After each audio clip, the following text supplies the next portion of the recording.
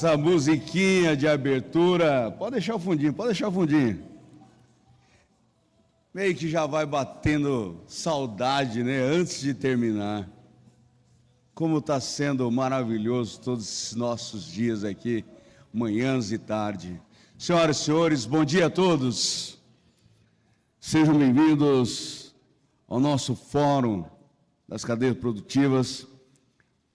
Nosso muito obrigado a você que está presente hoje aqui no nosso auditório do Centro de Eventos Senador Jonas Pinheiro.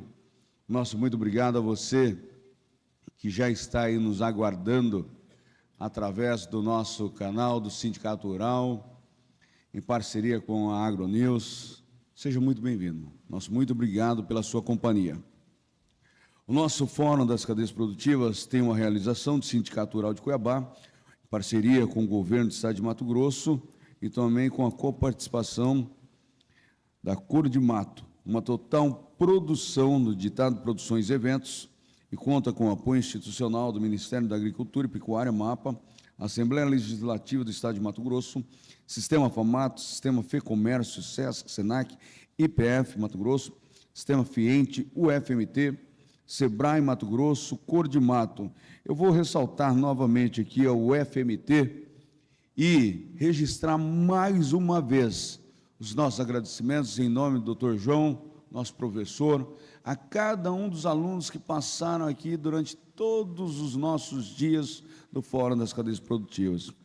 Em parceria também com o patrocínio de Sicredi, Senar, Acrimate, Ligraf, Nelore, Estância Nogueira Leilões, Larco e Bom Futuro.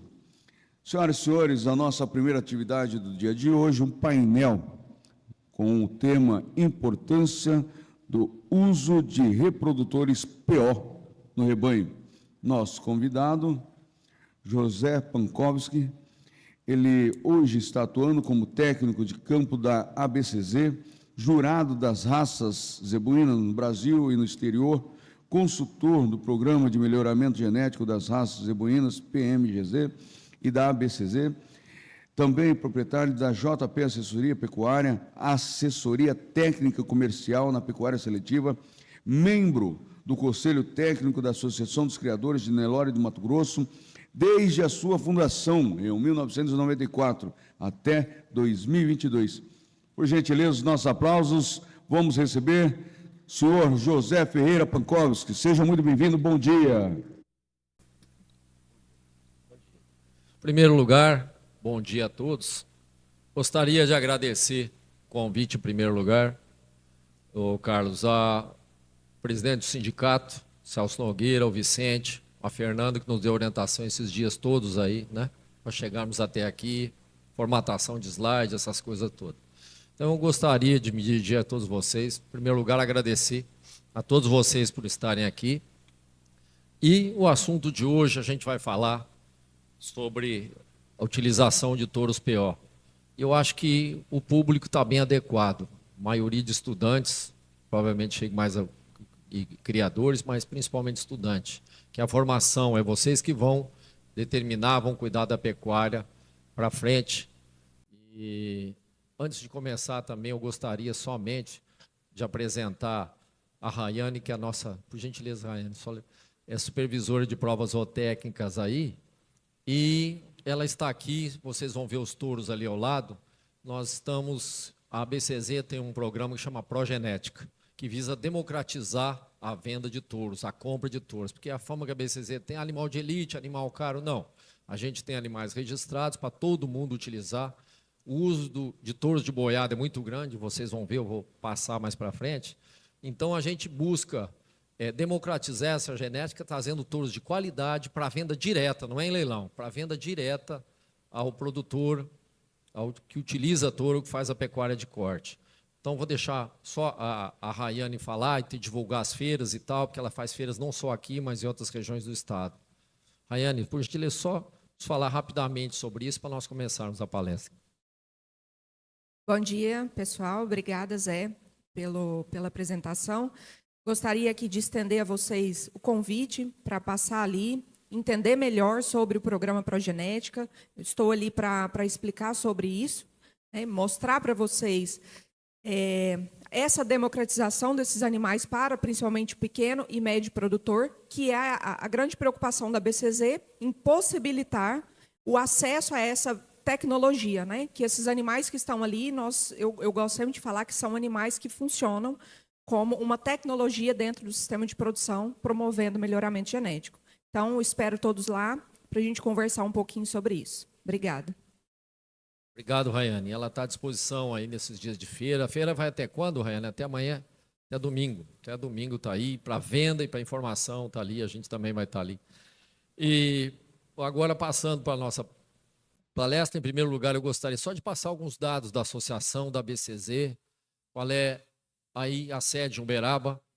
É o Parque Fernando Costa, onde é sediada a BCZ, que realiza a Expo Zebu. Em maio, Expo Genética, Expo Brahma, Expo Leite. São várias exposições a nível nacional e mundial. Sediou o Congresso Mundial de Zebu esse ano. Então, nós temos Congresso Mundial, eu acho que é de 2 em 2 anos, se não me falha a memória. O primeiro foi na Bolívia, esse ano foi no Brasil, agora o próximo é no México. Então, é importante citar a Expo Zebu, porque esse ano e todos os anos, estava falando, a gente sente tão bem, eu estive recentemente na Bolívia, e a gente viu o quanto a pecuária brasileira é respeitada. Então, eu estou com 34 anos de ABCZ no campo, em pistas de julgamento e tal. Então, falo a todos vocês, o caminho está certo. Se o país tem políticas que não nos favorecem ou não, mas a gente tem que andar, tem que ir para frente e tem que mostrar a pecuária, porque a pecuária de trópico, ninguém bate o Brasil. Não tem condições. Ah, tem o Angus e tal. Muito bem, tem o Angus no clima temperado, mas no trópico nós estamos vendendo, exportando genético. Nosso programa de melhoramento está em vários países da América do Sul. Estamos vendendo produto para Costa Rica, Panamá, Guatemala, México, Bolívia, Paraguai, vários países. Então eles vêm buscar embrião. E quando teve a pandemia, que foi exposição virtual, o que salvou em termos de exposição de vendas, porque tem muita central de sêmen, muita central de embriões, o que salvou foi o pessoal da América do Sul e da América Central fazendo compras, comprando embriões. Hoje já tem várias centrais de coleta de sêmen com protocolo feito para exportação para diversos países, sêmen e de embriões. Então mostra a importância que o Zebu tem. Eu gosto de mostrar, ampliar primeiro, mostrar o macro, para depois nós partirmos para a utilização de touros. Se nós formos analisar, aí tem uma divergência em termos de quantos milhões de cabeças, eu acredito que seja 230, mas vamos botar, segundo a BIEC é 202, segundo a DBO 230. Se nós formos considerar e tirar um percentual em torno de 30% de matrizes aptas à reprodução, tem a venda de sêmen, segundo a Associação Brasileira de Inseminação Artificial, mas representa pouco, um percentual pequeno. Então veja quantas matrizes de corte prenhas via inseminação artificial, 14 milhões. 61 milhões aptas à reprodução, 14 milhões inseminação. Portanto, sobram 47 para serem cobertas em monta natural.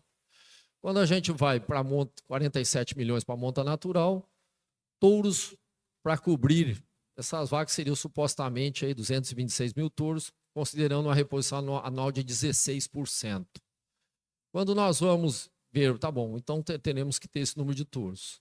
A venda de touros oficializada, são números, aqui nós podemos contestar os números, mas são números oficiais. Quando a gente busca, segura a DBO, 43.584 touros da raça de corte, em fazendas, 8.166 no Progenética, 95 mil touros comercializados ao ano. Nós indo 95 mil comercializados, 95 mil touros comercializados, com a vida útil de 6 anos, 572 mil touros em 6 anos, dividindo, multiplicando esses 6 por 95 mil. Então, teremos aí 17.160 fêmeas cobertas por touro. Quando nós pegamos aqui, olha o número, esses números são relativos, eu só estou fazendo o raciocínio para dar onde a gente tirou, para onde a gente foi. Quando nós chegamos aqui, observando aquelas 17.160 de lá, cobertos por touros, vem para cá. Então, de inseminação, 14 milhões de fêmeas cobertas por IA. E 17 por monta natural. Pegando o total de matrizes que nós temos, 61 milhões, diminuindo o que é de inseminação em monta, sobra 30 mil. 48%, esse número que é o interessante, 48,9% é cabeceira de boiada. Ou seja, é muito. E eu acho que é mais ainda. Eu contesto, são números aqui, nós fizemos um raciocínio baseado em dados. Mas na prática eu acho que é mais. É mais de 50% é cabeceira de boiada. Então é só um número baseado em dados, mas eu acredito que seja mais. Então é preocupante esse número que está hoje no mercado. Então, por que a progenética está aí? Para tentar minimizar. Nós não vamos resolver o problema, mas nós vamos tentar minimizar, ou seja, aumentar essa venda de touros registrados. Registrados e hoje com avaliação genética, mas nós vamos falar isso mais para frente. Não adianta falar em touro, o touro incrementa 75% da genética no rebanho. Por quê? Porque ele cobre muitas vacas, produz muitos bezerros por ano, e na vida útil, aí, considerando 6 anos. Porém, o maior patrimônio de uma fazenda de cria são as fêmeas. E aí não adianta, eu sempre falo, quando você vai incrementar um touro, muito bem, mas você conhece as fêmeas do rebanho? Você conhece o plantel que você está trabalhando? São boas, pare bem, gesta bem, tem intervalo entre parto, como é que está, como é que não está? Porque muitas fazendas nós chegamos hoje e vimos uma tecnologia à frente, mas a pessoa não faz o básico, não tem uma maternidade próxima para cuidar dos bezerros, não tem. Enfim, eu acho que tem prioridades dentro do setor, dentro de uma fazenda, para você levar em conta.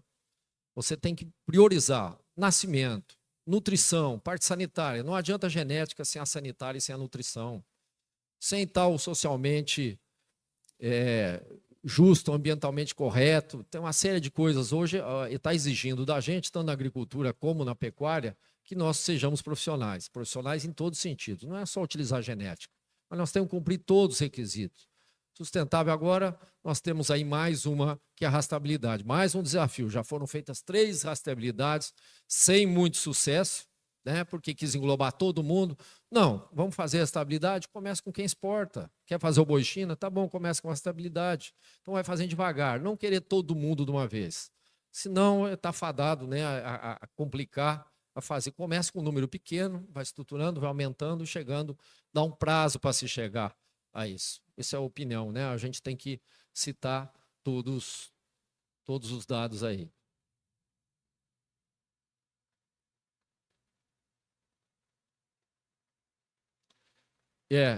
Isso é para ilustrar só a qualidade do boi de boiada, né? Talvez seja um pouquinho melhor que isso. Talvez forçou a barra um pouco na foto aí.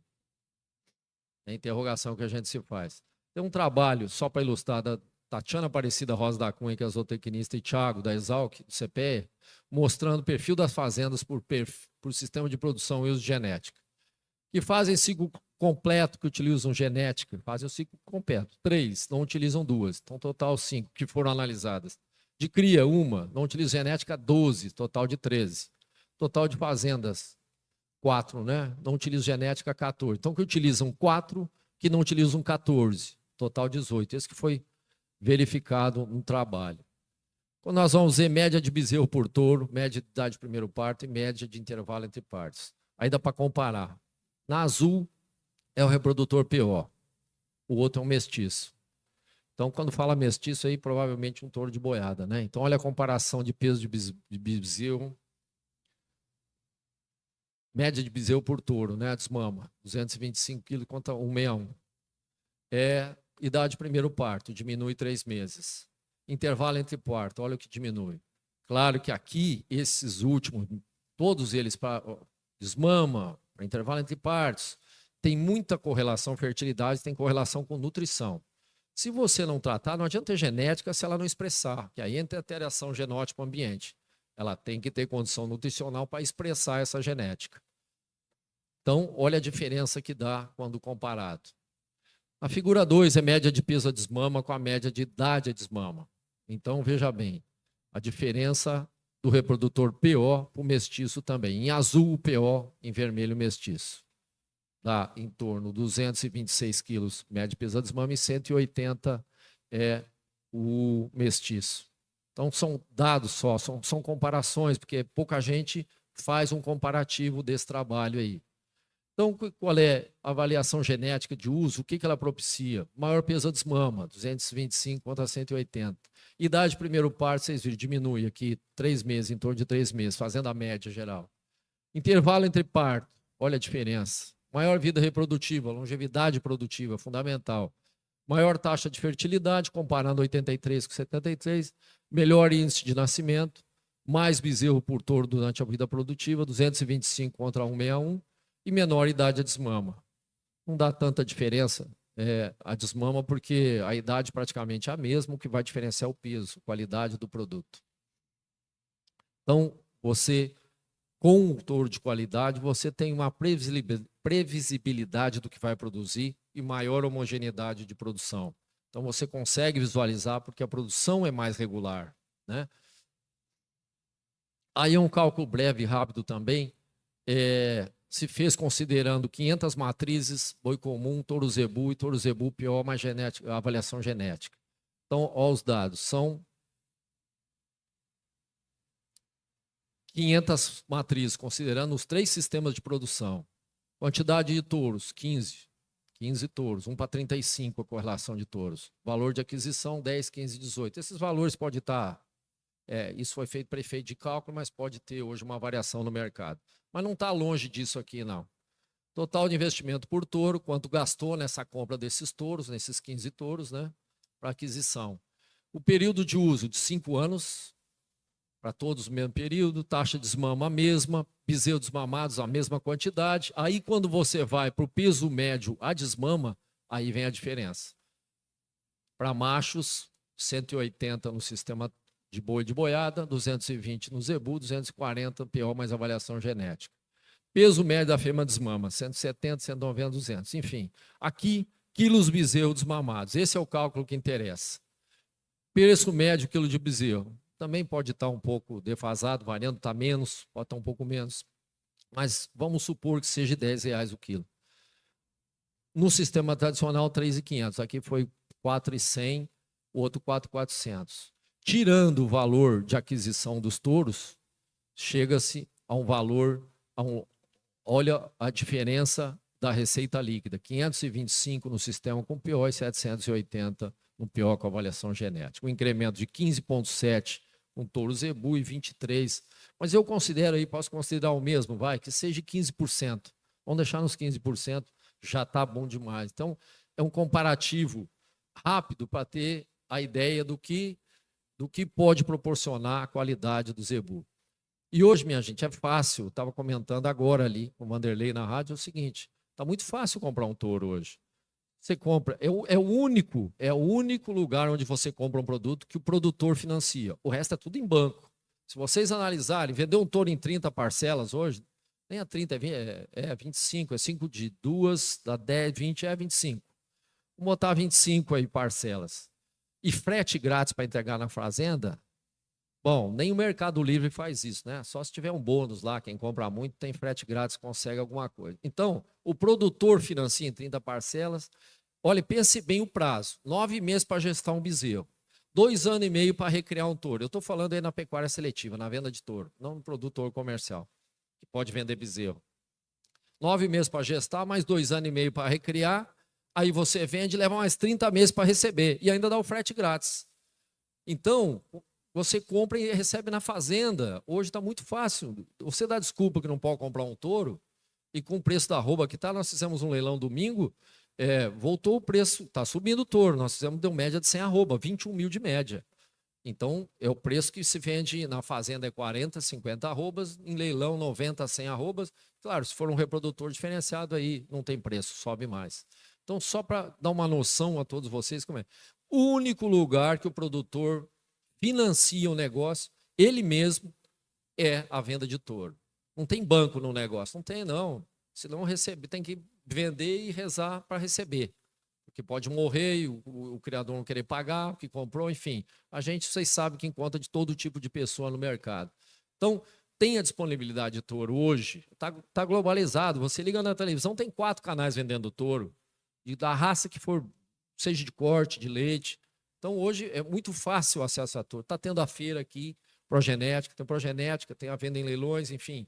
Tem uma série de coisas. Tem a venda em fazenda. Então você pode ir atrás na fazenda. Não quer comprar em leilão? Não. No Progenética, não. Vai na fazenda, dá uma olhada no touro.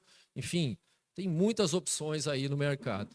Aí só um breve histórico. Em 1934, ainda não era a ABCZ, era a Sociedade Rural do Triângulo Mineiro. Getúlio Vargas marcando um animal guzerá, um touro guzerá. Isso está no Museu do Zebu, lá em Uberaba. O sistema de marcação, para quem não sabe, eu vou passar breve, isso aqui nós vamos perder um pouco de tempo, mas vamos passar rápido. Registro definitivo é quando a gente tem o caranguejo na perna direita. Aquele ali, quando tem a face esquerda, é o controlado, é o registro de nascimento. E aqui, o registro definitivo, com a série, o número do animal. Essa série designa cada criador no Brasil. Cada criador tem uma série com 3 ou 4 letras que designam o criador. A quarta é mais o rebanho, ou não. E aqui o número e o caranguejo. Esse caranguejo, todo mundo fala, o que representa? O desenho dele é antigo porque antes de ser ABCZ, se chamava Sociedade Rural do Triângulo Mineiro. Então, quer dizer, o triângulo e as perninhas do caranguejo mineiro. Então, isso por que esse desenho, essa logomarca? Representa o Triângulo Mineiro. Então, RGN, face esquerda do animal. Quando vocês verem na perna direita é que tem o registro definitivo. O RGN é feito quando ele se enquadra no padrão racial, tem desenvolvimento de acordo com a idade, então aí se enquadra no padrão, a gente dá o RGN. O RGD é dado a partir de 12 meses para as precocinhas, animal, mas um animal a campo a desenvolver, nós no mínimo 24, 20 meses aí para a gente poder definir o registro. Hoje, claro, se for suplementado de baia, aí é outra história. As categorias nós temos o puro por avaliação, que você pega uma fêmea comercial, aparta ela dentro do padrão e registra. Essa fêmea comercial vai parir uma bezerra, pode ser um macho, uma fêmea, mas eu vou falar fêmea porque dá prosseguimento. Essa fêmea vai virar uma fêmea PC, puro por cruza, que vai gerar uma PO. Então nós temos aí as gerações. Como você chega num PO? Faz a PA, que quando dá uma sequência de macho, corta, logicamente. Então se ela parir uma fêmea, dá PC, a PC, dando uma fêmea, dá o PO. Então você chega aí rapidamente num PO, através do PC. Como eu falei, o EGD na perna direita. Aí, para terem uma ideia de criadores ativos no Brasil, um total de 10.500 aí, um número relativo, a cada dia está mudando, porque cada dia, cada escritório do Brasil está recebendo novos associados. Mas a gente tem que ter uma base aqui, anuário, ali embaixo está a data de quando que foi feito. Não tem a data ali, mas é o último 2023 que nós temos os dados. Olha aí, Mato Grosso com 656 criadores, isso é ativos, tá? Tem mais, mas criadores ativos que estão... Então, olha a dimensão que tem os rebanhos dentro do Brasil. Olha a dimensão que atinge a ABCZ hoje em número. Então, nós temos 96 ou quase 100 técnicos, varia, no Brasil inteiro. Só no Mato Grosso nós somos 12, tem mais a Rayane que coordena as provas zootécnicas. Você vê o tamanho que é o rebanho no Brasil, extensão que é. 96 técnicos rodando, cada capital normalmente tem um, Nordeste sediado mais em algum estado, mas enfim, olha o número de animais que cobre a região. A capilaridade da BCZ, a BCZ consegue ir fazer a extensão rural, está no campo junto com o produtor. Nós realizamos as pesagens, então isso é importante. Aí, fazendas ativas, total de 11 mil, mesma coisa, só para mostrar os números aí, rapidamente. Total de variação vem crescendo, fêmea mais macho. É o registro de nascimento mais o registro definitivo, machos e fêmeas, né? Comparando total machos e fêmeas. E um incremento rápido só para mostrar o crescimento que vem vindo aí, ó. 65 para 68 em 2023. Então vem sempre crescente. Tivemos aqui só uma baixa, ó, 2017 para 18. O resto teve um crescimento. Também é só para ilustrar, só para mostrar o volume como no Brasil está funcionando. Olha, o último ano mais 4%. 65 para 68 mil. Não, 659. 685 mil, 659 para 685.230. PC EGN também vem aumentando por cruz, ou seja, mais gente pegando rebanhos de qualidade e fazendo PC para chegar num PO. Olha, em amarelo um macho, em azul a fêmea. Proporção também que vem subindo. PC RGD agora, números de RGD. Também cresceu 28% no último ano. de 6.780 para 8.682. Vem sempre numa crescente aí. Total de animais registrados aí, só para você entender. Olha os números aí. Eu gosto de mostrar para vocês entenderem o número, a dimensão de que é de todas as raças aí. Aí são as raças zebuínas que a BCZ trabalha. Então, olha o percentual. Aí a gente vai justamente ver.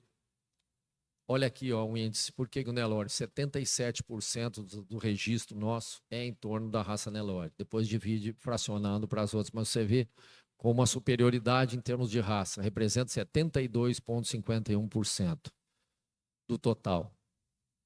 Também para ilustrar a todos, de 1939, olha lá, 14 milhões de animais registrados, no 39 a 2023.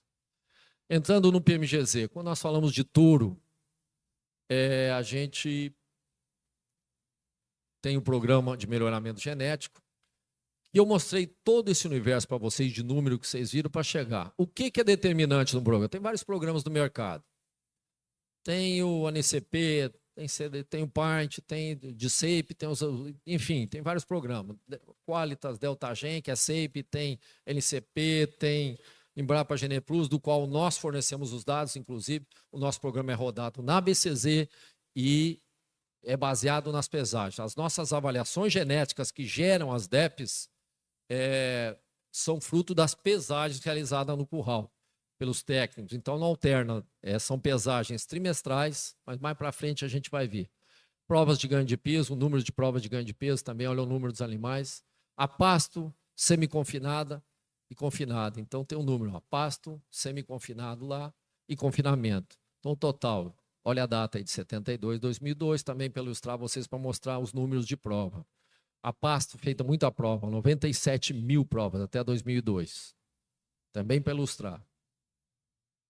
Número de criadores que adenam. Quando eu falei de fazendas, de criadores ativos, agora que fazem o programa. Criadores 2.300, fazenda 2.557. No Mato Grosso, vocês estão vendo aqui, ó, criadores 256.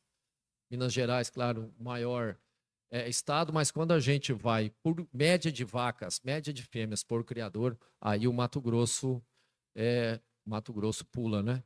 Olha lá, olha o número, é o maior do Brasil. Matrizes, 400.900, quase 401 mil matrizes no programa, mas só o Mato Grosso, 74 mil.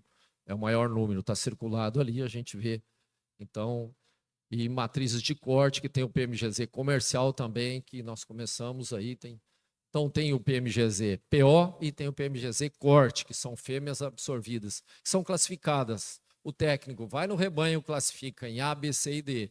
A é que vira PA, a B e a C são classificações distintas, a D é descarte. E aí se numera na perna e se usa o programa, o mesmo programa de melhoramento, para usar os dados, são utilizados no rebanho de corte. São pesagens trimestrais, desmama ano e meio. A partir dos 11 meses se mede CE e faz o EPMURAS, que é a avaliação visual. Então você busca tirar o fenótipo, buscar o fenótipo do animal. E ultrassonografia para as características de carcaça se faz o sobreano. Isso quando o criador optar por isso. Nem todos os criadores optam por fazer a avaliação de carcaça. Inclusive, esse ano já vai entrar no índice ABCZ, que compõe, depois eu vou mostrar também, o índice ABCZ vai compor AOL e acabamento de carcaça. Aqui é uma tabelinha, quando vocês olharem a régua de DEPS. Quando você olha as características de crescimento, está aqui as três, peso a desmama, ano e sobreano. As maternais peso à fase materna. Esse peso à fase materna é medido o leite. Através do bezerro, a gente chega aos 120 dias, é medido aos 4 meses. Então, o potencial da vaca, do efeito materno em quilos, vamos dizer, o que ela vai acrescentar em quilos é a DEP estimada. O que ela vai produzir em quilos de leite vai refletir no bezerro. O bezerro que dá o retorno para poder fazer a avaliação das DEPs. E as características reprodutivas, idade primeiro parto, steability, perímetro escrotal. Esse steability, vocês ouvem muito falar, tradução disso nada mais é do que vaca que permanece no rebanho, né? Stay é permanecer, ficar em inglês, ability, habilidade. Então, a habilidade da vaca permanecer no rebanho. Só que eu sempre falo, tome muito cuidado, vocês que estão aí, muitos estudantes e tal, tomem cuidado com esse mercado que fala de DEP, DECA 1, Top 01. Primeiro lugar, para você selecionar, esse animal é muito bom, né? As características de crescimento, maternas e reprodutivas, fantástico. Características de carcaça também, aqui, área de olho de lombo e tal, tudo, DECA 1, está entre os 10% melhores. DECA 1 quer dizer que está entre os 10% melhores. O peso ao nascimento, você vai dizer para mim, vixe, mas está ruim o peso ao nascimento, né? Está muito ruim.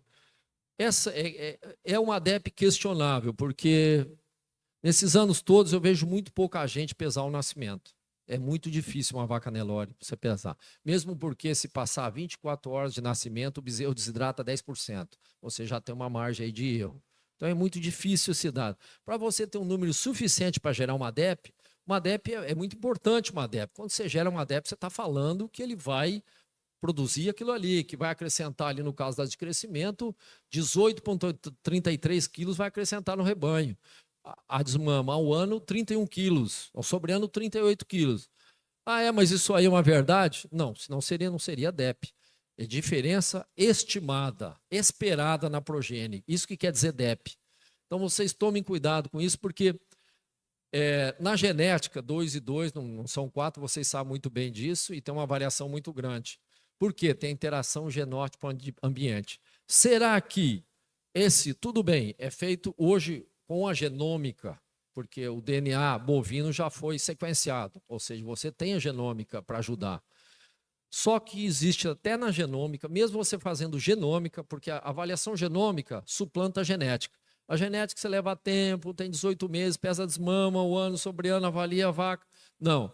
Aqui, como eles sequenciaram o DNA bovino, nós temos tem mais de 20 mil pares de genes que foi sequenciado. Então, tem lá características para peso. Tem um sequenciamento, tem os SNPs, os chips e tal, marcadores moleculares. Então, você tem para ganho de peso, para leite e tal, as quantitativas, e tem as qualitativas, pelagem e tal, enfim.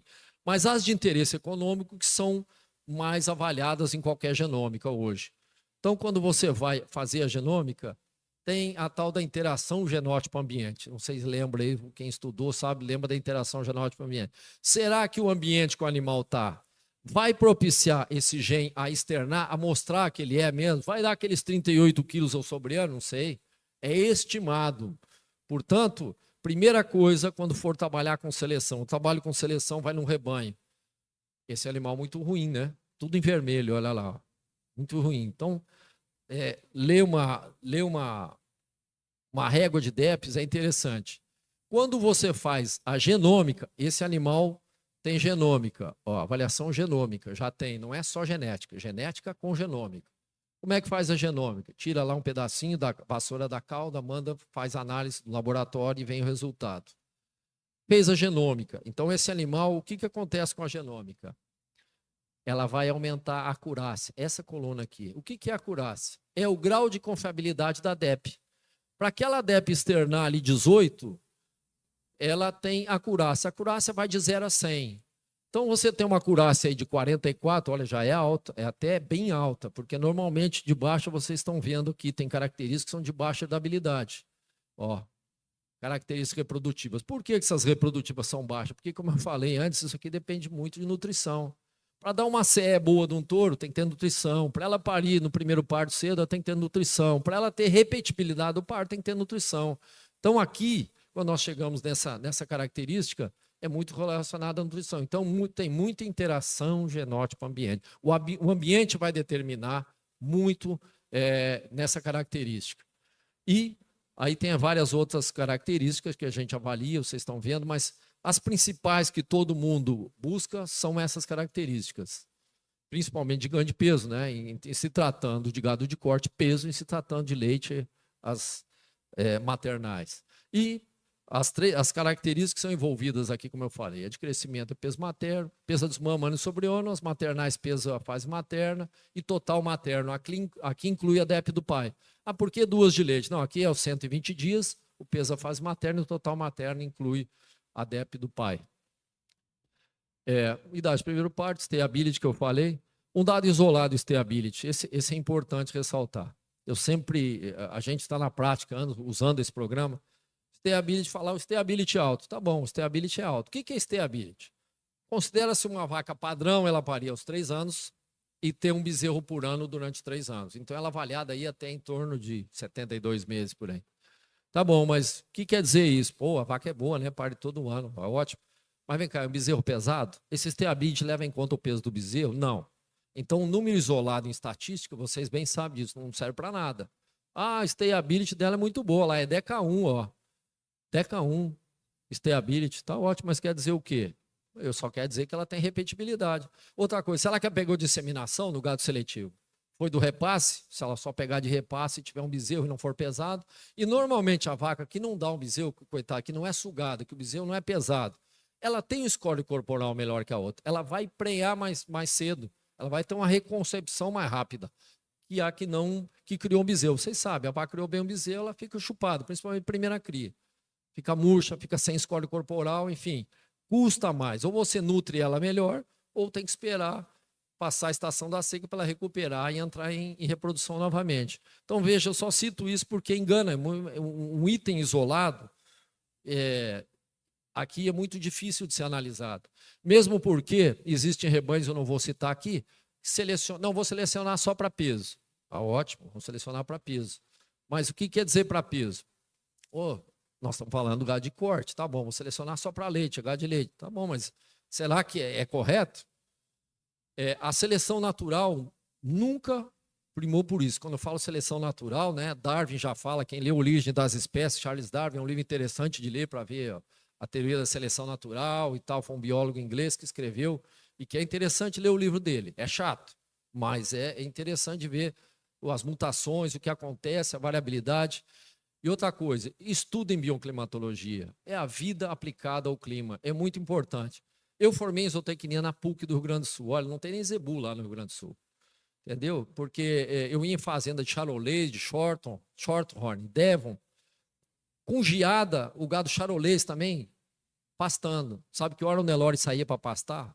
9 da manhã, quando quebrava o gelo do pasto, e esquentava um pouquinho. Ficava nos capãozinhos de mato, esperando o sol esquentar. Então, o Angus no clima temperado, show de bola. Bota um Angus aqui, não tem. Isso eu brinquei esses dias, que nem a carne, né? Cheguei no mercado esses dias, o cara falou para mim, tem carne de Angus aqui. Eu falei, não, você não tem carne de Angus. Você tem carne de meio sangue Angus, porque a matriz é branca. Isso aí já tem uma portaria do Ministério, a BCZ entrou e vai mudar a rotulagem de carne. Então você não compra Angus, vocês aqui não compram Angus. Nem os gaúchos comem Angus. Eu fui no supermercado em Porto Alegre, fui ver, a carne veio do Mato Grosso do Sul. Ou seja, o gado Angus quase todo vai para a cota Hilton. É para exportação. Então, não supre a demanda de carne do Rio Grande do Sul. Acaba tendo que importar carne de outro estado, Mato Grosso do Sul. Só para você ter uma ideia como é que funciona. Então, e o que quer dizer cota Hilton? Isso foi uma cota de animais premium, né? Animal que tem marmoreio, que tem cobertura, espessura de tantos milímetros e tal. Criaram um padrão de carne premium que era para exportação para a rede de hotéis Hilton nos Estados Unidos. E virou cota Hilton, então todo mundo fala cota Hilton. Para nós aqui tem o boi China. Mas existe a cota Hilton, é um tipo de carne. Então, a avaliação, quando eu falei da bioclimatologia, é ver qual animal se adapta. Não adianta criar. É muito bom o Angus, clima temperado. O Nelore, em clima tropical. Bota o Angus puro aqui, não vai. Carrapato acaba. O sol, a pelagem quente, o sol absorve, o branco reflete. Entendeu? Essas coisas. Então, o que eu quero alertar vocês é para não aceitar tudo que vem. Questiona. Pergunta, vê, por que é assim? Porque, chegar no açougue e perguntar carne Angus, não, é carne meio sangue, a matriz é Nelore. Se a matriz Nelore, não tem o meio sangue Angus, entendeu? Mas é uma carne, eu comi na Argentina, não tem carne melhor, mas é criada na Argentina, na província de Buenos Aires. A carne na província de Buenos Aires, não sei se vocês têm conhecimento, mas as duas melhores terras férteis do mundo é no sul da Rússia, na Ucrânia, e na província de Buenos Aires. É a turfa, é terra preta. Planta soja sem adubo, dá leguminosa lá de 22% de proteína. Eu estive lá no INTA, que é o Instituto Nacional de Tecnologia Agropecuária, que fica em Mercedes, perto lá. Eles desenvolvem 22 tipos de leguminosa. Mas por quê? A característica do clima temperado. Aqui a nossa Embrapa, coitada, pena para desenvolver os tilosantes e o calopogônio. E mesmo assim, quando a gente planta, as braquiárias e os pânicos tomam conta com 2, 3 anos. Então, essa climatologia, você adaptar. Então, lá tinha 22 lotonones, trevo, cornichão, aveia, alfafa. Gente, como é que você vai comparar um ciclo, uma curva de crescimento de um Angus criado na Argentina com um Nelore criado com uma braquialiazinha na seca com 6%? Então, essa é muito importante vocês ponderar nisso. Questione, venham, comparem, é fundamental. Isso a vida ensinou, sabe? Com 10 anos, são 34 anos no campo, e me ensinou a ver isso. O cara falou, não, é que nem a história, né, do agricultor, colhi 200 sacas de milho por hectare. Quanto adubou, quanto foi de adubo, como é, que semente usou e tal. E a mesma coisa na pecuária, a gente tem cuidado. Que raça escolher quando vai criar? Por que o Nelore é 77% do Brasil? Você sabe por que 77%? Todo mundo me pergunta, por que só Nelore? Não, porque é um gado que você põe uma fêmea ali, o bezerro cai no chão e está mamando. Tem raça que às vezes tem algum problema de par do bezerro é mais mole, tem que botar para mamar, a teta é muito grande, tem que botar no tronco. O bezerro já nasce sadio, então cresce. A vaca corre onça. Se nasceu o bezerro, por que foi para esse Mato Grosso abril? Se tiver com bezerro ao pé, ela corre onça. Então, entendeu? É uma sequência de fatos. Por que o Nelore? Escolheram o Nelore? Não, ele se adaptou melhor às condições. É seleção natural. E o mesmo eu falo aqui. Você selecionou só para peso, você vai ter problema na fertilidade. Você selecionou muito para leite, você tem problema na prenhez, porque vai ter excesso de prolactina, a vaca não vai entrar não vai ciclar, não vai entrar em cio. E o contrário é mesmo. Eu não quero uma vaca para ordenhar, uma vaca Nelore. Eu quero uma vaca que cria um bezerro, desmame um bezerro pesado. Somente isso. E que ela desmame bezerro pesado e que ele tenha peso suficiente. O Instituto de Zootecnia faz um trabalho, acho que desde 1909, começou com Caracu, é uma entidade respeitada, eu respeito muito, mas fez uma seleção, prova de ganho de peso durante 25, 30 anos. Você vai lá nessa régua de DEPS, Instituto, acha um touro com um maternal bom, é difícil, porque selecionou para peso.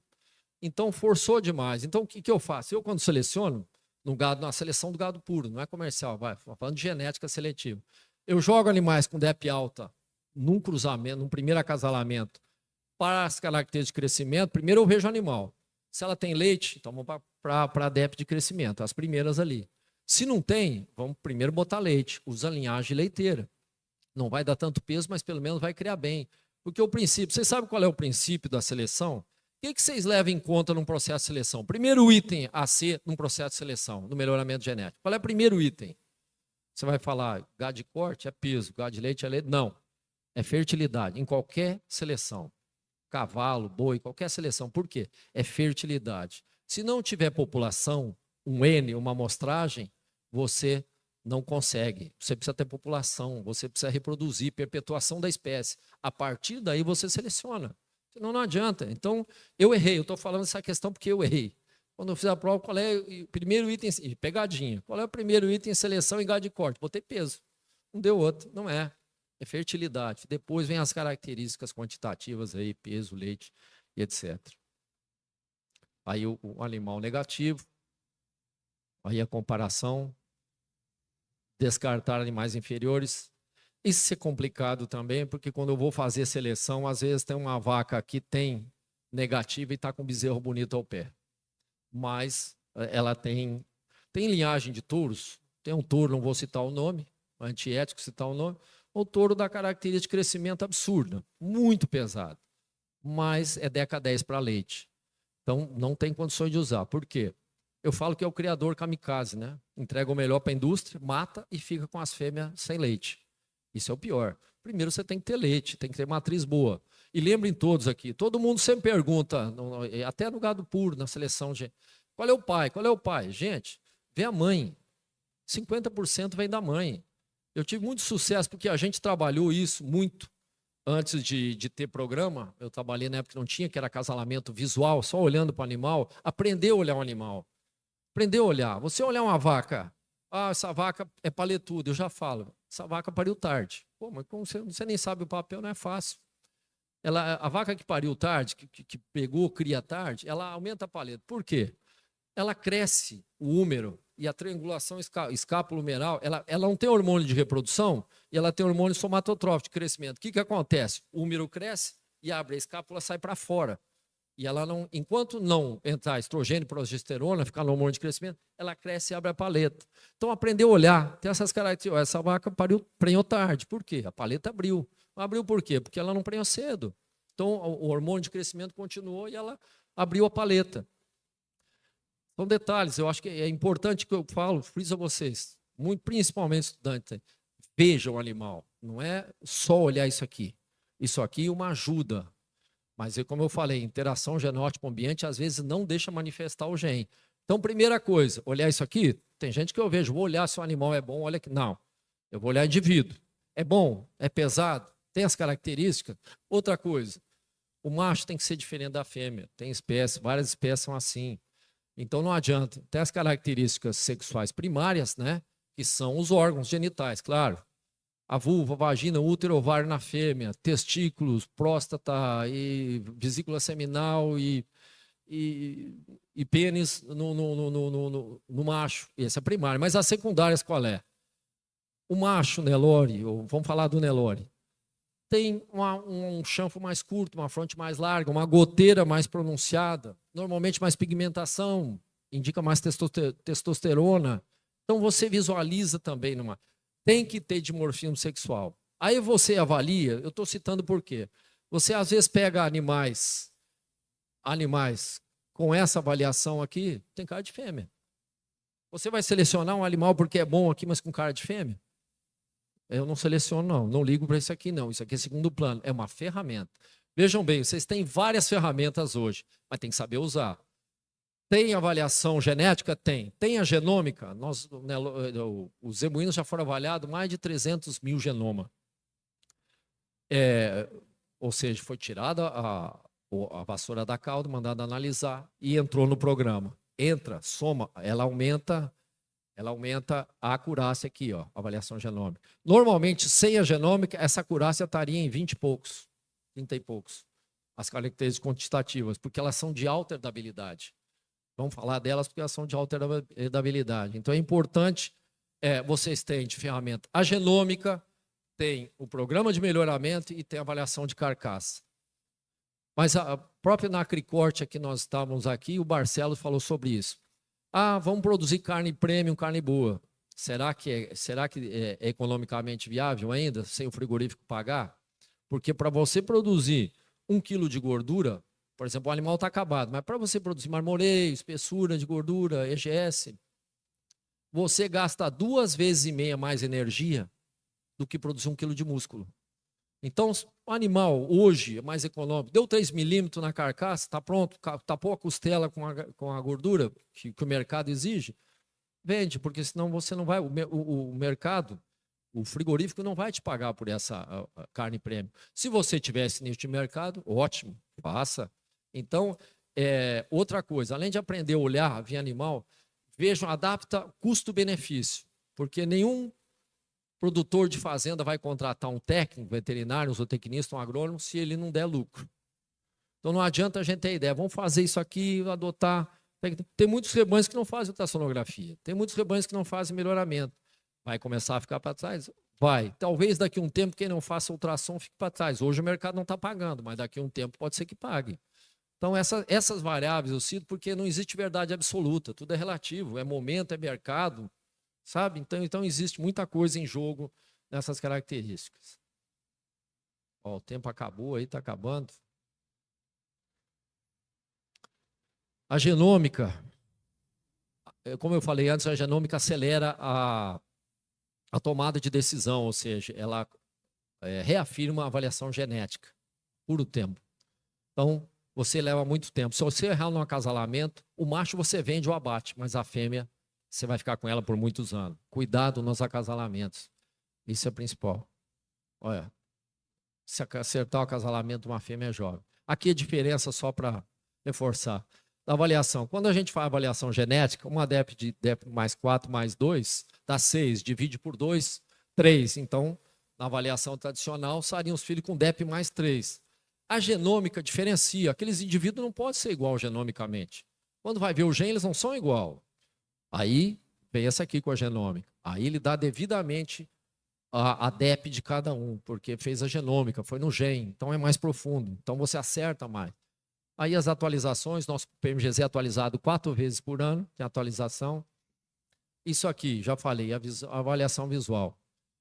O olho é o maior integrador de informações. Não vai ser substituído nunca no mundo. Por isso que eu falei tudo isso para vocês em termos de seleção visual, porque não vai ser substituído. O computador é auxiliar no programa, ele é abastecido por nós. Se não botar, a gente sempre fala na BCZ, na escrituração, nas pesagens, diferenciar. Porque se eu pegar e estiver pesando os animais de sobre ano, olha só a comparação. Um está numa medícula, outro está numa brisanta, o outro está numa mombaça resíduo de soja. Vocês acham justo eu botar o mesmo trato, o mesmo regime alimentar? Não, a informação é lixo. Isso é lixo, porque eu vou estar favorecendo o que está no mombaça e desprezando a medícula. Será que o medícula não é melhor? Não sei. Enfim, então informação, se o lote está, a pesagem, a gente chama grupo de manejo. Regime alimentar é para o programa. 1 é confinado, 2 semi-confinado e 3 a campo. Tá, é um regime 3, mas tem diferença. Aí a gente põe o grupo de manejo, para na estatística no programa poder diferenciar esse animal. Senão eu vou comparar animais de mesma idade em regimes diferentes. Ah, não, mas é a campo. Não, mas peraí, a campo é medícula, o outro está numa mombaça de resíduo de soja, aí não tem condições. Então, levem sempre isso em conta. Nunca vai substituir o olho humano. Em qualquer país do mundo não vai substituir. É fundamental. A BCZ emite o certificado de superioridade genética para os animais. É o seguinte, esse certificado ele é emitido a partir do seguinte, da avaliação nacional. Os 20% melhores na avaliação genética são filtrados para receber isso. Vem num pré-filtro do programa para nós. Os 20% melhores da safra, do grupo contemporâneo de determinado ano, vem para nós para ver se na avaliação visual ele passa. Então ele tem que ser 20% melhor da safra, mas ele tem que ter biotipo adequado, ou seja, será que ele passa? Ele é interessante para a raça? É profundo, é largo, é comprido? Tem interesse de selecionar esse animal? Então coloca o CS. Ele tem que passar pela avaliação visual, o EPMURAS, e ele tem que dar um nível excelente na pontuação. Qual a intenção da BCZ? É mostrar um animal que tem uma boa avaliação genética e que seja um biotipo adequado. Ou seja, você olhar a conformação e conseguir botar essa marca. Aí está o programa, o programa fornece as tendências genéticas, eu não vou me detalhar muito nisso, mas só as tendências genéticas para todas essas características aí. Peso a desmama, você vai vendo, você consegue verificar quantos quilos deu, a média dos animais, ver os acasalamentos que deu errado. Então, o programa oferece uma gama. Você compara PO com PC, média da raça com média do rebanho. Enfim, tem várias alternativas aqui que eu não vou me detalhar. Aqui é o módulo avançado que vê o monitoramento por característica. Ó, crescimento, peso ao ano, separado pelas características reprodutivas e as maternais. Então, você veja aí que tem para ver onde que está errando mais, onde tem que melhorar. Talvez aqui, o total maternal. Talvez esteja usando o touro com pouca habilidade materna. Então, ó, dá um alerta aqui para melhorar isso. Pequeno alerta, mas está indo bem dentro do programa. Então, é só um monitoramento, uma forma de monitorar. Aqui os acasalamentos que a gente faz, vocês vão ver, a gente simula aqui, ó. Tá vendo a mesma vaca aqui, ó? Ela tem 4 opções de touro, a 3298. Com os touros aí, Osíris, Kenzo da Terra Boa, que foi um touro pinar, Supremo e Redatar.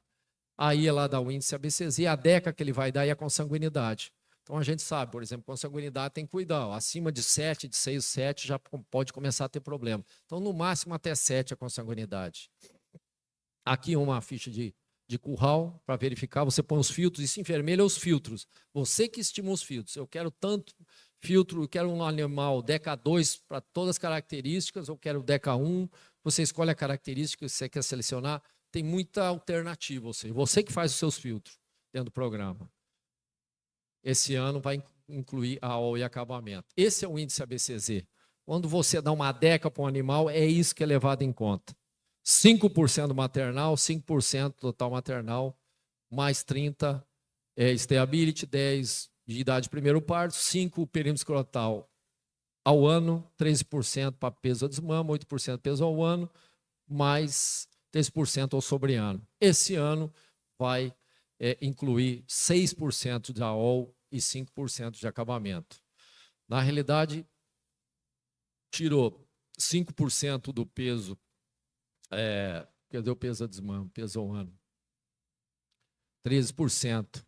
Era 15%. Tirou 2 de cada um. Tirou 2 do peso da desmama, 2 do peso ao ano, 2 do peso ao sobreano e tirou 5 da idade primeiro parto. Aqui tinha um valor mais alto. 5 era 15, foi para 10.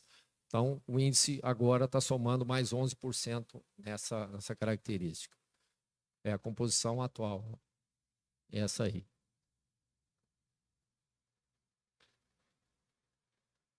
Isso, os relatórios que ela gera de eficiência reprodutiva, habilidade materna, são relatórios aí de eficiência. Então, aqui, foco nas matrizes que a gente sempre falou, gestar bem tem que ter score corporal para parir um bezerro saudável. Já está provado que fêmea que pare com score melhor produz um bezerro com mais feixe muscular. Também é importante isso aí. Parir bem sem parto distóxico é outra. Cuidar bem e desmamar bem. Hoje, por exemplo, no sistema produtivo, é muito difícil. Tem sistema produtivo intensivo. Vai fazer precocinha? Ótimo, você pode fazer precocinha, desafiar. A gente sabe pelo gado de baia, de pisco, o Nelore dá cio, a fêmea Nelore dá aos 12 meses. É a puberdade, mas não é a maturidade sexual. Então ela começa a dar. Mas para você fazer isso, tem que alimentar muito. E se for fazer animais num sistema intensivo, que é as precocinhas, você tem que nutrir ela desde a desmama até gerar o segundo bezerro. Porque quando ela gestar, porque ela tem um índice de absorção alto, né? Porque ela não está preparada, o útero ainda. Então ela aborta com facilidade. Se não abortar, ela tem parto distóxico, porque ainda não está formado bem o quadril, ainda não tem uma largura de garupa ampla. Ou, dependendo do touro, se for touro pesado, às vezes tem touro que nasce grande. Se passar por essas etapas, está leite, porque ela está dependendo. A gente sabe que o zebu cresce até os 2 anos, mas forte, mas cresce até os 30 meses, 2 anos e meio. Então, uma fêmea que prenha com 15 meses e pare aos 24, gente, ela tem mais 6 meses para crescer ainda. Ela está demandando cálcio para o osso e tem que demandar para leite. Então, tem que suprir muito a nutrição. Então, eu falo para vocês, tudo é sistema produtivo. Quer fazer precocinha? Quer, mas vai gastar comida, não tem problema, vai desafiar, ótimo, você está pioneiro, está à frente do negócio, mas tudo tem gasto, e aí tem que medir o custo. Dá essas tendências genéticas, não vou entrar muito em detalhe que a gente está. Aí da média de reprodução também, animais, indivíduos superiores, dá por touro, dá produção por touro, no caso. Percentual de animais acima da média por touro. Percentuais acima da média, abaixo da média. Aí, dá a pizza aí, mostrando o formato e mostrando o percentual por touros. Aqui mostrando os animais que estão acima, né? Do ponto de desmama, superiores são em azul, os vermelhos são inferiores, tanto para a DEP como para a DEP do pai, para a DEP do animal. Aí os acasalamentos que a gente faz, tem o Programa Nacional de Avaliação de Touro Jovem. Eu vou acelerar para... O Programa Nacional seleciona, é uma forma de você colocar os touros em central. São 3 etapas. Seleciona os animais DECA 1 do rebanho do Brasil inteiro. DECA 1 que tem nas outras características, no máximo DECA 4 ou inferior.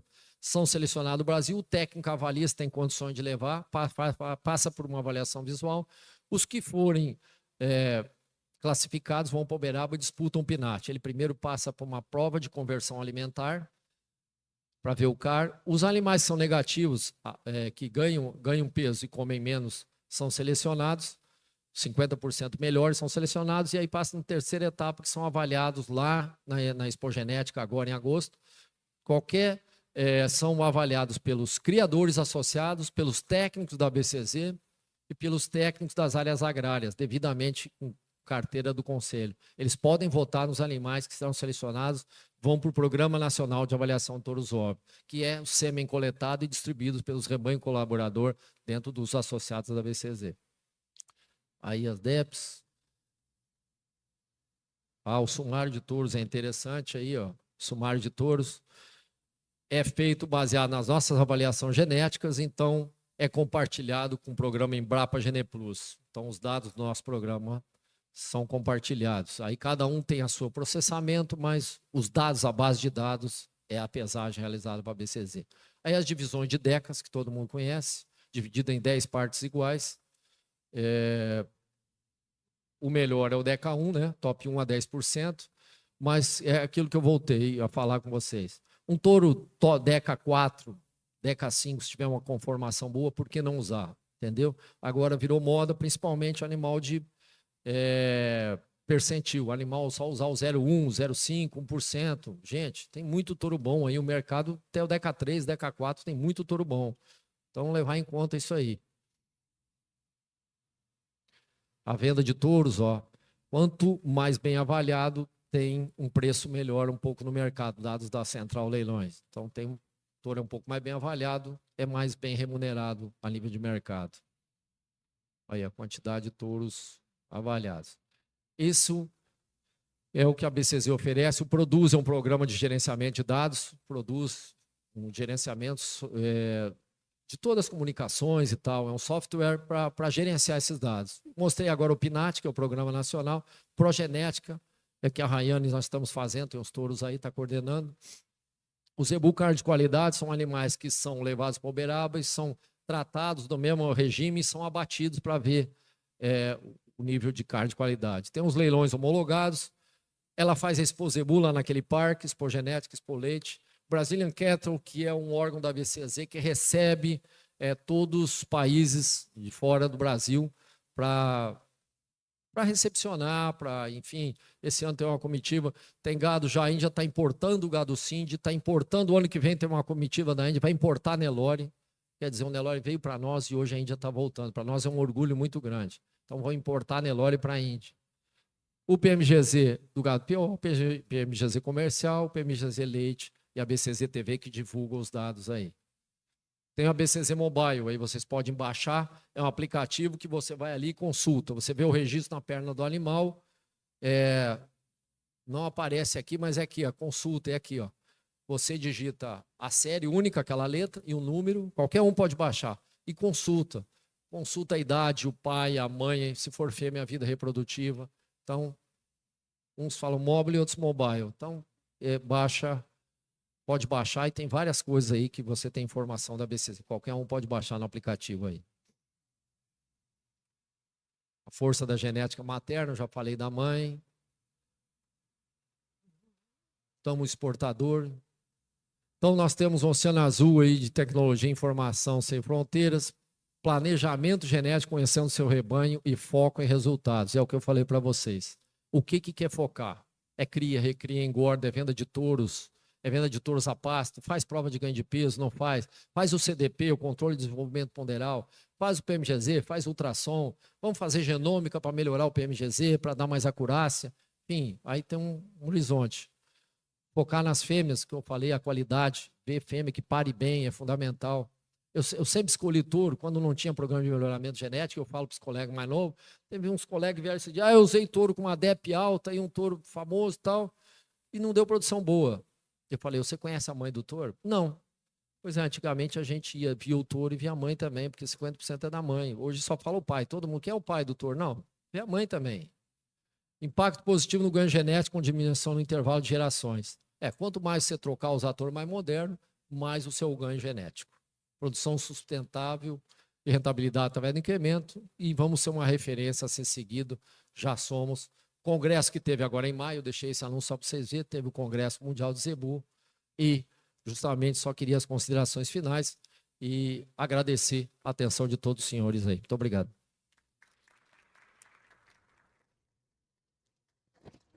Sinceramente, somos nós que precisamos agradecer pelo conhecimento fantástico e por ter vindo contribuir tanto com os profissionais que já estão atuando, quanto com esses alunos. Assim como o senhor mesmo disse no início, são eles que vão dar sequência. Né? E a partir de agora, eu quero saber se tem algum aluno aí que tem alguma dúvida. Fique à vontade. Lá no fundo, ok.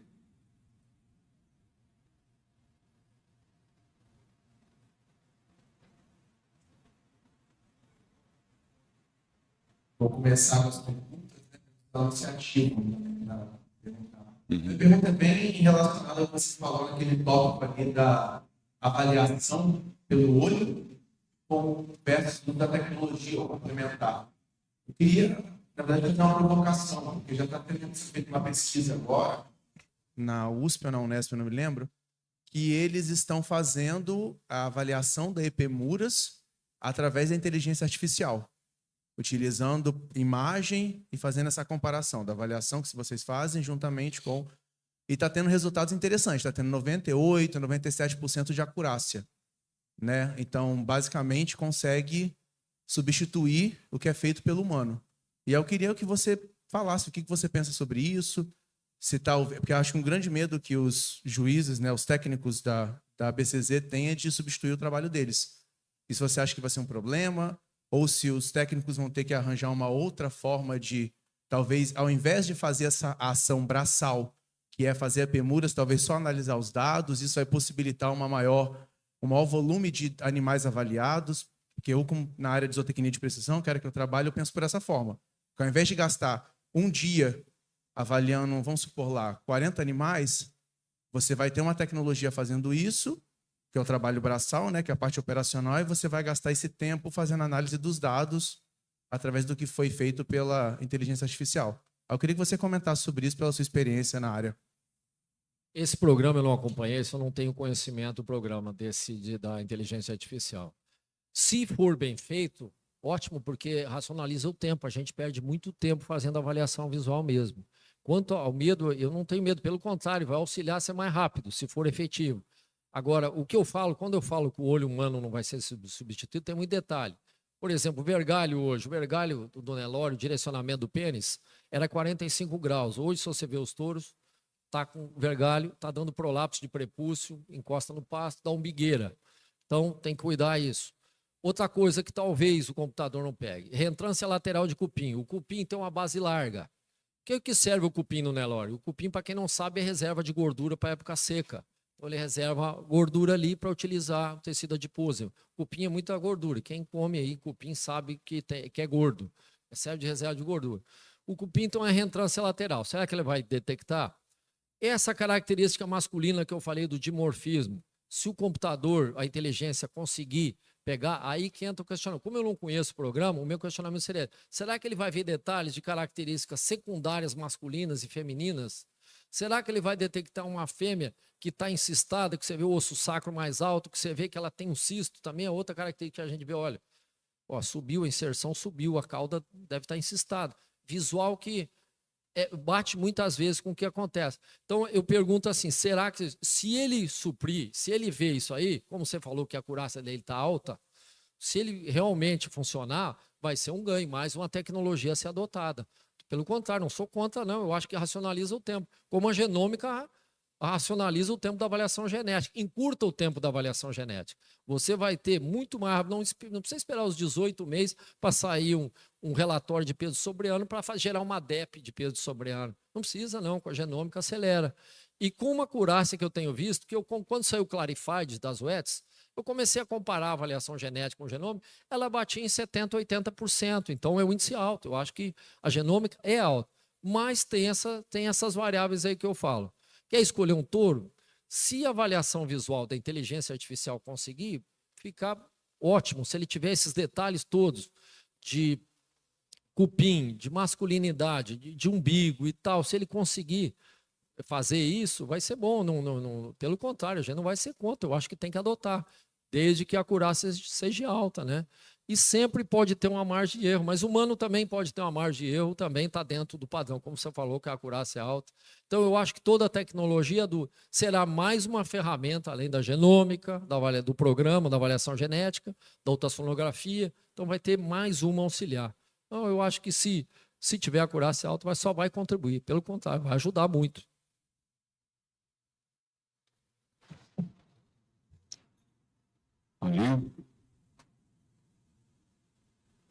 Bom dia. Minha pergunta é sobre a população do touro SEIP também. E quais as suas diferenças entre o SEIP e o PO e quando utilizar o SEIP e quando utilizar o PO? Olha, a gente, como trabalha, a gente só visualiza. Eu não trabalho com o programa do SEIP. A gente visualiza os animais, o catálogo dos animais do SEIP. E eu vejo uma diferença no SEIP, quando eu analiso visual. Como eu não conheço o programa, não vou falar. Eu sei que parece que é selecionado os 20% melhores ou 25%, que nem a gente faz no certificado superior da genética. Para receber o certificado tem que ter 20%. Mas não só os 20% melhor, nós temos avaliação visual também. Então o CEIP tem a sua importância, sem dúvida, é um programa também que valoriza muito, seleciona muito, porque seleciona animais, ele pega o percentual do rebanho. E sempre que você seleciona um percentual do rebanho, a chance de sucesso é grande. O que eu visualizo nos touros é um pouco, eu vejo um pouco mais, analiso mais a parte racial dos animais PO em relação ao CEIP. E um pouco mais de comprimento de carcaça. Por exemplo, esses tempos fizemos numa propriedade grande 600 avaliação de carcaça, de ultrassonografia. Aí nós observamos que os animais mais curtos têm melhor ultrassom, mas eles dão melhor rendimento de carcaça. No frigorífico, você quer comprimento. Comprimento está correlacionado com rendimento de carcaça. Então, eu notei, avaliação só empírica, assim. Nós anotamos que os animais de superior e elite dentro da nossa sonografia, de 600 animais, eram os animais mais curtos, mais precoces.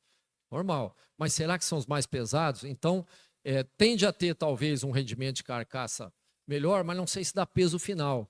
Isso falando da avaliação de carcaça. Então, voltando ao CEIP, eu notei os animais um pouco mais curtos, um pouco mais e menos caracterização racial. Mas o programa de seleção é interessante, também é muito interessante.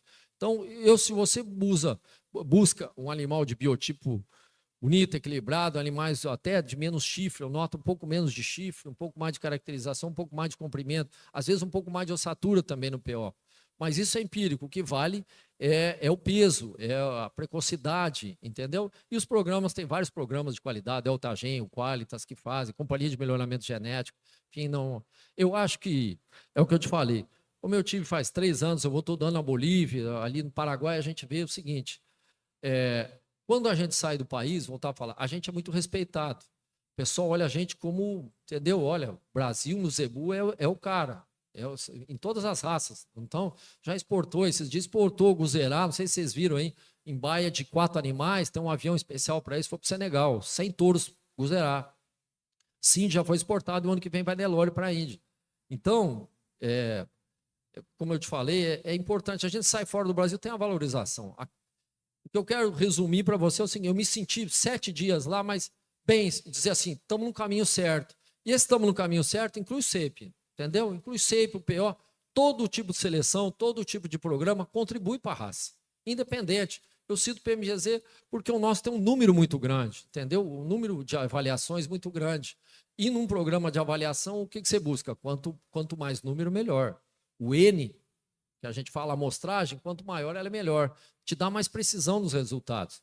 Apesar de que a variabilidade de clima é variada. Nós temos o Pantanal, nós temos o sul do Brasil, nós temos a Caatinga, tem o semiárido do Nordeste, mas tudo a gente faz uma média desse resumo. Então, vale a pena. Todos os programas são de boa qualidade e todos contribuem. Com diferenciais, como eu te falei. Próxima pergunta. Senhor José, sou Vicente Delgado, do AgroNews. Na sua apresentação, um ponto que me chamou a atenção é a questão da comunicação. O senhor falou da carne Angus, né? Que a gente vai ao supermercado e, na verdade, não está comendo Angus 100%. Está comendo um animal meio sangue. Queria que o senhor fizesse um resumo rápido, até porque isso é uma matéria interessante, né? Principalmente para as pessoas que não são do setor agro, tá? Porque a gente tem público assistindo a nossa live aqui, a sua apresentação, que foi muito importante, mas não estão dentro do contexto e muitas vezes as terminologias, o conteúdo técnico, ele não assimila bem. Mas essa questão do consumo direto lá, eu acho que é uma mensagem importante, né? Então eu queria que o senhor, de novo, para nós, resumisse essa questão da carne Angus. Obrigado. Talvez você encontre algum mercado, mas a carne vai ser um preço bem mais alto para você comprar uma carne só Angus. Vai ser bem mais difícil. O que existe aqui, e eu conheço donos de dois açougues famosos aí e tal, que eu conheço a fazenda da quais eles compram, é meio sangue. Então, assim, você comprar, será que tem carne Angus? Talvez, mas o preço vai ser alto. Se você pagar caro uma carne, ela deve ser Angus. Com certeza, puro. Mas a maioria que você encontra nos mercados, nos açougues, é meio sangue. Às vezes você paga um diferencial e não vai obter aquela carne. Porque se você comer, é o que eu falei, Quem vai na Argentina e come uma carne de Angus criado na Argentina, eu falo para vocês, a gordurinha amarela você corta com garfo. Realmente uma carne de primeira qualidade, indiscutível, não dá para discutir a qualidade. Mas é produzida num clima temperado, numa região privilegiada, melhor terra do mundo, né, junto com a Ucrânia, como eu falei. Então, você tem uma raça nobre selecionada há mais de 200 anos, num clima favorável, num solo favorável. É sucesso, não tem como não ser sucesso, não ter uma carne de qualidade, uma carne premium, bem revestida, com marmoreio, e a gente sabe o seguinte, maciez da carne. O que dá maciez na carne? Idade de abate. O que dá sabor e suculência? Gordura. Então isso tem que ficar bem definido aqui. O Nelore tem animais com marmoreio? Tem. Quem faz ultrassom, os técnicos, se tiver um técnico de ultrassom aqui que faz, pode me... Mas em torno de 10, 15% tem um marmoreio que seria próximo do Angus. O restante não tem. Então, vamos dizer assim, não é da raça. Mas é importante selecionar. O dia que tiver esse mercado, é importante ter esse mercado. Eu acho que todo nicho de mercado, como ele fez a pergunta sempre, é importante. Todo trabalho bem feito, com base genética, com estatística bem feito, ele flui, dá resultados.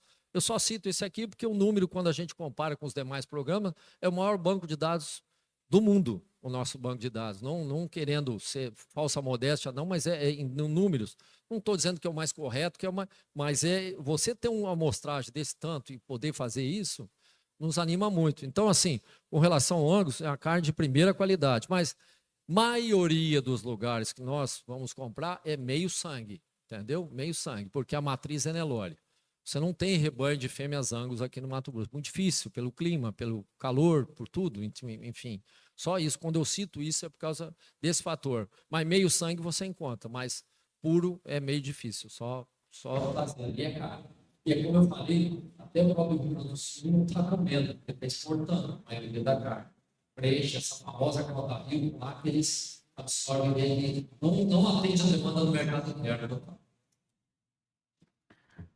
Senhoras e senhores, recebemos o senhor José Ferreira Punkowski, abrilhantando a nossa manhã com esse conhecimento extraordinário. Nosso muito obrigado. Quero convidar agora aqui a Lula Camilo, por gentileza, para fazer a entrega de uma homenagem. Podemos ir mais ao meio ali do palco, registrando juntos a nossa logomarca, o nosso slogan, nas cadeias produtivas.